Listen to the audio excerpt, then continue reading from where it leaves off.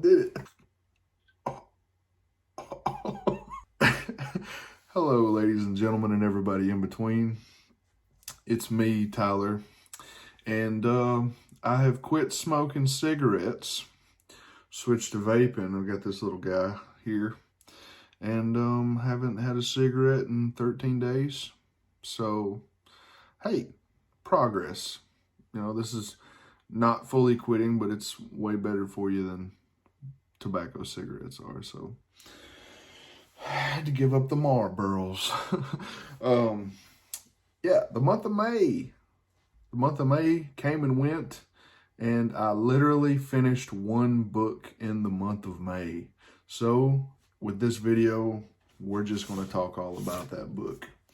So yeah, spoilers, I guess. Spoiler warning. This will be a spoiler review of Wizard and Glass. It's a thickie. It's a thickie.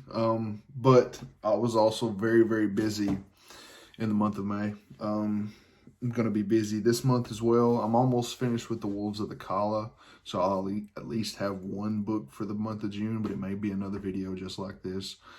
Because I have to finish my book. I'm going to be finishing the developmental editing process and all that fun stuff. So, with that being said, read Wizard and Glass in the month of May. So let's talk about it. This video is super late, like the last one was, but you know what? It's here. It's here, and it's content, and we're all here together. And yes, here we go. So Wizard and Glass. What did I think about it? Well, I thought it was wonderful. I loved every bit of it. It was a nice change of pace from the breakneck speed of Drawing of the Three and the Wastelands. The Drawing of the Three has a very fast pace. The Wastelands, not quite as fast of a pace and not as much of a constant pace, but also very intense. Very, very intense book. Wizard and Glass isn't that intense. It has intense moments, especially toward the climax, and especially in the beginning. You finish the cliffhanger that is at the end of the Wastelands. And it's, you know, it's really, really good. It's got so many different styles of writing in one book. It is primarily a romance. It's a romance book, and King has even said that he had trouble writing it. He had trouble writing it because romance isn't really his primary thing, so he had trouble finding the inspiration to write an actual romance. And it's a really good one, though. It's a really good Romeo and Juliet style story. Forbidden romance between Roland and Susan, and I really, really liked it. Really did. I'm not too much of a hard ass to enjoy good romance. I own The Notebook, you know, I do. I watch it. It's a good movie. I don't care. I am married, but I owned it before I was married. It's mine. My wife did not purchase that movie. I did. You know, romance is really good when it's done well. It can be very tropey. So can horror. Dumb horror is terrible. Dumb horror that is tropey and lazily written is awful, and I don't like it unless it's so bad that I can laugh at it. Romance can be the same way. It's a very popular genre, so there's a lot of really dumb romance out there that I don't care anything for. But you know what? The Notebook's great. There's another movie that I really like. It's called Atonement. It's a really good romance. I like it very much. It's also a tragic romance. If you haven't seen that, Blue Valentine, tragedy, tragic movie. Just prepare yourself. It's not a Valentine movie. There's a lot of romance that I do like and I do appreciate. This is a very tragic romance as well. It ends very horribly and painfully, and I may or may not have wanted to cry. I did not cry. I would tell you if I did, but I did want to. I was reading it at work, and I didn't want to feel awkward around my partner at work, so I did not cry. I kept my tears inside, but I did want to. And if I was reading it at home, I knew that I would be sitting there crying on the couch. I was super creeped out by the Rhea the Coos scene at the very first. Super creeped out, super weirded out. Did not like that. Very uncomfortable. Off to a very uncomfortable start at the beginning of that story that Roland is telling, and I didn't like it at all. You immediately hate Rhea, immediately, and you immediately love Susan. Like it's there. Like King writes these characters so well that when you just meet them, you automatically really hate Rhea. You automatically really love Susan. You're attached, and yeah, it's great romance, and it's a nice slow building tension between Roland and the people of the community and the big coffin hunters. Slow building conflict, and it's really nice, really well written.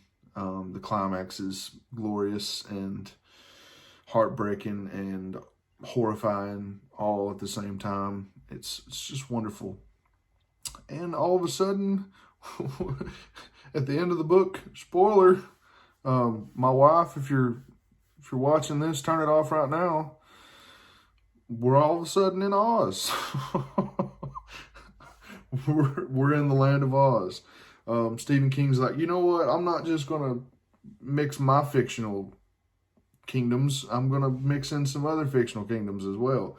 And this book made me want to listen to Pink Floyd. Pink Floyd's my favorite band. And I just wanted to listen to The Dark Side of the Moon because that always reminds me of The Wizard of Oz. And it doesn't matter if I've quit smoking weed or not. I don't smoke weed anymore, but it doesn't matter. The Dark Side of the Moon is the best soundtrack for The Wizard of Oz. I don't watch it any other way than listening to The Dark Side of the Moon for, turn the volume down on The Wizard of Oz. It's just the way it is. It's just the best way to enjoy it. So, I listen to a lot of Pink Floyd, which is always welcome. And the end of this book is incredible. It's wonderful. It's a great conclusion.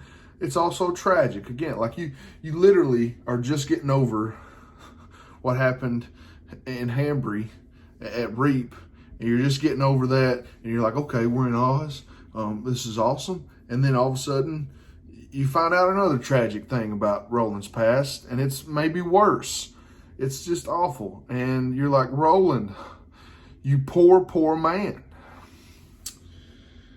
This book is amazing. It's wonderful. I love it. I still enjoyed reading The Drawing of the Three is my number one so far. The Wastelands is my number two. I still enjoyed reading those more because those are more my preferred genre. Fantasy, horror, suspense, ticking clock, yes. Intensity. Anytime something's intense when I'm reading it, I'm just like trying to read it so fast. I'm like, yes, I'm so into it. So those are still ranked above it. This is number 3, which is still, it's amazing. It's 5 out of 5 stars. And number 3, and then number 4 so far is The Gunslinger. Yes, I love this series so much. I have completed my homage to the Dark Tower on my arm. I'm linking it with the Lord of the Rings. I've got the Ka symbol. I've got 19. I've got Arthur Eld Sigil. This is, I was going to say this is the way, but it's Ka. Path of the Beam, my friends. Path of the Beam. Thank you so much, you guys that actually watch these videos, like the 2 or 3 of you that actually do. I appreciate your views. I appreciate you coming along this journey with me on this reading expedition. Like I said, I'm almost done with the Wolves of the Kala. I'm going to move right on along to Song of Susanna. After that, it's a shorter book, so I'll get done with it quicker. And then here we are. Here we will be. Here we will be at the Dark Tower. Book number 7. Then I'm going to read Wind Through the Keyhole last. because it was written last, it was published last. And then I'm going to move on to some Brandon Sanderson. I'm going to read Mistborn. I'm excited about that. I'm really excited about reading Sanderson. Never read Sanderson in my life. I've heard nothing but good things about him. So I'm excited to read Mistborn and Stormlight Archives. Then eventually I'm going to be reading The Wheel of Time, and it's really cool that he was able to contribute to that at the end of that with finishing Robert Jordan's books. So yeah, I don't know when, you know, I've been busy. I'm sure my schedule will clear up and things will get back to normal, and I'll get back to my normal pace of reading.